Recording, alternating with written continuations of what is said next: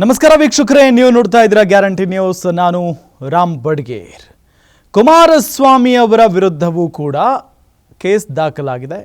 ಗಂಗೇನಹಳ್ಳಿ ಭೂ ಅಕ್ರಮ ಪ್ರಕರಣಕ್ಕೆ ಸಂಬಂಧಪಟ್ಟಂತೆ ಈಗ ಲೋಕಾಯುಕ್ತ ಅಧಿಕಾರಿಗಳನ್ನು ಕುಮಾರಸ್ವಾಮಿ ಅವರು ಕೆಣಕ ಬಿಟ್ಟಿದ್ದಾರೆ.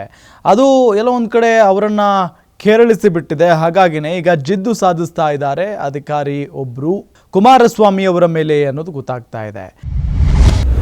ಲೋಕವನ್ನೇ ಕೆಣಕಿ ತಪ್ಪು ಮಾಡಿದ್ರ ಹಾಗಾದ್ರೆ ಕುಮಾರಸ್ವಾಮಿ? ಕುಮಾರಾಕ್ರೋಶ, ಲೋಕ ಗಣಿ ಯುದ್ಧೋನ್ಮಾದ. ಸಂತೋಷ್ ಹೆಗಡೆ ವರದಿ ದಳಪತಿಗೂ ಗಡಿಬಿಡಿ ಶುರುವಾಗ್ಬಿಟ್ಟಿದೆ. ಈಗ ಜಾಮೀನು ಕುಮಾರನ ಮೇಲೆ ಗಣಿ ಹಗರಣ ಪ್ರಹಾರ.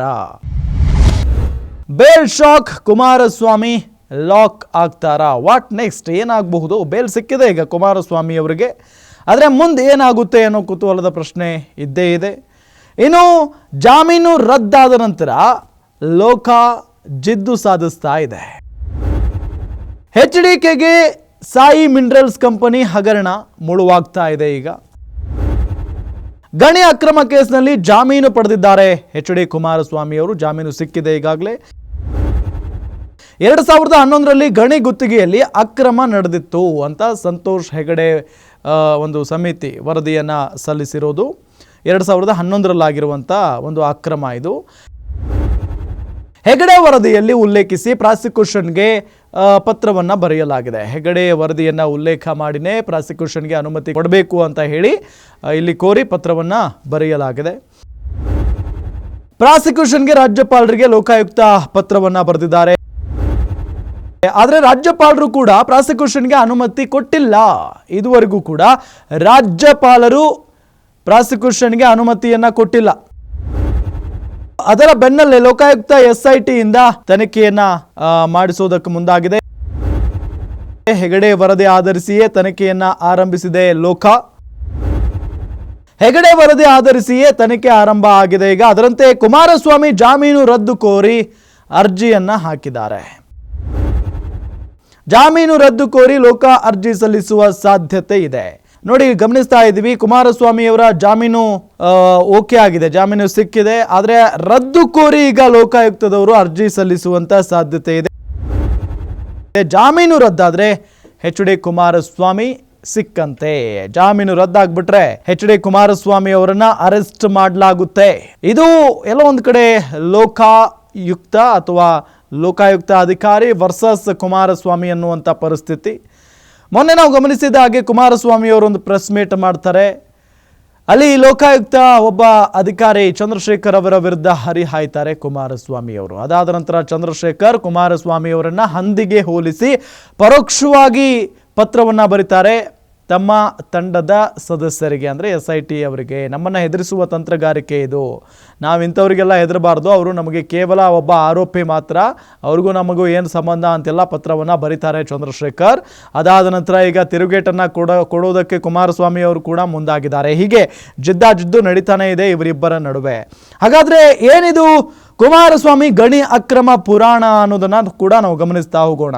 ಯಾಕೆ ಇಷ್ಟೊಂದು ಭಯ ಪಡುವಂಥ ಪರಿಸ್ಥಿತಿ ನಿರ್ಮಾಣ ಆಗಿದೆ? ಕುಮಾರಸ್ವಾಮಿ ಅವರು ಹೊರಗಡೆ ಎಲ್ಲ ಹೇಳ್ತಾ ಇದ್ದಾರೆ, ನಾನೇನು ತಪ್ಪು ಮಾಡಿಲ್ಲ, ಆರಾಮಾಗಿ ಎದುರಿಸ್ತೀನಿ ಅಂತೆಲ್ಲ ಹೇಳ್ತಾ ಇದ್ದಾರೆ. ಆದರೂ ಕೂಡ ಸಹಜವಾಗಿ ಒಂದು ಜಿದ್ದಾಜಿದ್ದಿ ನಡೀತಾ ಇದೆಯಲ್ಲ, ಅವ್ರನ್ನ ಸಿಕ್ಕಾಕ್ಸ್ಬೇಕು ಅಂತ ಹೇಳಿ. ಹಾಗಾಗಿ ಒಂದು ಆತಂಕ ಇದ್ದೇ ಇರುತ್ತೆ. ಹಾಗಾಗಿ ಏನಿದು ಕುಮಾರಸ್ವಾಮಿ ಅವರ ಗಣಿ ಅಕ್ರಮ ಪುರಾಣ ಅನ್ನೋದನ್ನ ಗಮನಿಸ್ತಾ ಹೋಗೋಣ. ನಿಯಮ ಉಲ್ಲಂಘಿಸಿ ಗಣಿ ಗುತ್ತಿಗೆ ಅನುಮತಿಯನ್ನ ಮಾಡಿಕೊಟ್ಟಿರೋದು. ನಿಯಮ ಉಲ್ಲಂಘನೆಯಾಗಿದೆ. ಇಲ್ಲಿ ಗಣಿ ಗುತ್ತಿಗೆಗೆ ಅವಕಾಶವನ್ನ ಮಾಡಿಕೊಟ್ಟಿದ್ದಾರೆ. ಯಾಕೆ? ಅದು ಕೂಡ 2007ರಲ್ಲಿ HD ಕುಮಾರಸ್ವಾಮಿ ಅವರು ಮುಖ್ಯಮಂತ್ರಿ ಆಗಿದ್ರು. ಆ ಸಂದರ್ಭದಲ್ಲಿ 2007ರಲ್ಲಿ HD ಕುಮಾರಸ್ವಾಮಿ ಅವರು ಮುಖ್ಯಮಂತ್ರಿ ಆಗಿದ್ದಾಗ ನಿಯಮ ಉಲ್ಲಂಘಿಸಿ ಗಣಿ ಗುತ್ತಿಗೆಗೆ ಅವಕಾಶವನ್ನ ಮಾಡಿಕೊಡಲಾಗುತ್ತೆ. ಇನ್ನು ಬಳ್ಳಾರಿ ಜಿಲ್ಲೆಯ ಸಂಡೂರಿನಲ್ಲಿ ಗಣಿಗಾರಿಕೆ ನಡೆಯುತ್ತೆ, ಅಕ್ರಮ ಗಣಿಗಾರಿಕೆ. ಬಳ್ಳಾರಿಯ ಸಂಡೂರಿನಲ್ಲಿ ಸಾಯಿ ವೆಂಕಟೇಶ್ವರ ಮಿನರಲ್ಸ್ ಕಂಪನಿಗೆ ಗುತ್ತಿಗೆಯನ್ನು ನೀಡ್ತಾರೆ. ಸಂಡೂರಿನ NEB ರೇಂಜ್ ಪ್ರದೇಶದಲ್ಲಿ ಮಂಜೂರಾಗುತ್ತೆ ಭೂಮಿ. ಸಂಡೂರಿನ 550 ಎಕರೆಯಷ್ಟು ಗಣಿ ಗುತ್ತಿಗೆ ಮಂಜೂರಾತಿ ಆಗುತ್ತೆ. ಬರೋಬ್ಬರಿ 550 ಎಕರೆ ಗಣಿ ಗುತ್ತಿಗೆಗೆ ಭೂಮಿ ಮಂಜೂರಾಗುತ್ತೆ. 2006 ಏಪ್ರಿಲ್ 17ರಂದು ಗಣಿ ಮತ್ತು ಭೂ ವಿಜ್ಞಾನ ಇಲಾಖೆಗೆ ಅರ್ಜಿಯನ್ನ ಸಲ್ಲಿಸಲಾಗಿತ್ತು. 2006ರಲ್ಲಿ ಸುಳ್ಳು ದಾಖಲೆ ಸೃಷ್ಟಿಸಿ ಗಣಿ ಗುತ್ತಿಗೆ ಪಡೆದ ಆರೋಪ ಕೂಡ ಇದೆ. ಸಾಕ್ರೆ ಹೆಸರಿನ ಬದಲು ವಿನೋದ್ ಗೋಯಲ್ ಹೆಸರಿಗೆ ಗುತ್ತಿಗೆಯನ್ನ ನೀಡ್ತಾರೆ.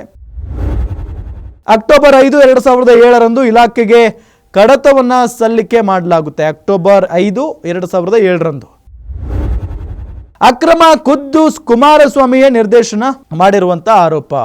ಈ ಅಕ್ರಮ ನಡೆದಿದೆಯಲ್ಲ, ನಿಯಮ ಬಾಹಿರ ಅಕ್ರಮ, ಇದಕ್ಕೆ ಕುಮಾರಸ್ವಾಮಿಯವರೇ ಕುಮ್ಮಕ್ಕು ನೀಡಿದ್ದಾರೆ ಅಥವಾ ಕುಮಾರಸ್ವಾಮಿಯವರೇ ನಿರ್ದೇಶನ ಮಾಡಿದ್ದಾರೆ ಅನ್ನುವ ಆರೋಪ ಇಲ್ಲಿ ಇರುವಂಥದ್ದು. ಹಾಗಾಗಿನೇ ಬಹಳಷ್ಟು ಕುತೂಹಲ ಇದೆ. ಈಗ ಜಾಮೀನು ಸಿಕ್ಕಿದೆ ಈ ಒಂದು ಪ್ರಕರಣದಲ್ಲಿ ಕುಮಾರಸ್ವಾಮಿಯವರಿಗೆ. ಆದರೆ ಆ ಜಾಮೀನು ರದ್ದು ಕೋರಿ ಲೋಕಾಯುಕ್ತದವರು ಕೂಡ ಅರ್ಜಿ ಸಲ್ಲಿಸುವಂಥ ಸಾಧ್ಯತೆ ಇದೆ. ಅಕಸ್ಮಾತ್ ಆಗಿ ಜಾಮೀನು ರದ್ದಾಗಿಬಿಟ್ರೆ ಅಲ್ಲಿಗೆ ಕುಮಾರಸ್ವಾಮಿಯವರನ್ನು ಅರೆಸ್ಟ್ ಮಾಡಿ ಸೇಡು ತೀರಿಸಿಕೊಳ್ಳೋದಕ್ಕೆ ಮುಂದಾಗ್ತಾ ಇದ್ದಾರೆ ಲೋಕಾಯುಕ್ತ ಅಧಿಕಾರಿಗಳು ಅನ್ನೋದು ಗೊತ್ತಾಗ್ತಾ ಇದೆ. ನೋಡೋಣ ಎಲ್ಲಿಗೆ ಹೋಗಿ ನಿಲ್ಲುತ್ತೆ ಈ ಒಂದು ವಿಚಾರ. ಕುಮಾರಸ್ವಾಮಿ ಅವರು ಕೂಡ ಈಗ ಚಂದ್ರಶೇಖರ್ ಅವರಿಗೆ ತಿರುಗೇಟನ್ನು ಕೊಡ್ತಾ ಇದ್ದಾರೆ. ಹಾಗಾಗಿ ಇದು ಎಲ್ಲಿಗೆ ಹೋಗಿ ನಿಲ್ಲುತ್ತೆ ಅನ್ನೋ ಕುತೂಹಲದ ಪ್ರಶ್ನೆ ಇದ್ದೇ ಇದೆ. ನೋಡ್ತಾ ಇರಿ ಗ್ಯಾರಂಟಿ ನ್ಯೂಸ್, ಸುದ್ದಿ ಖಚಿತ, ನ್ಯಾಯ ನಿಶ್ಚಿತ.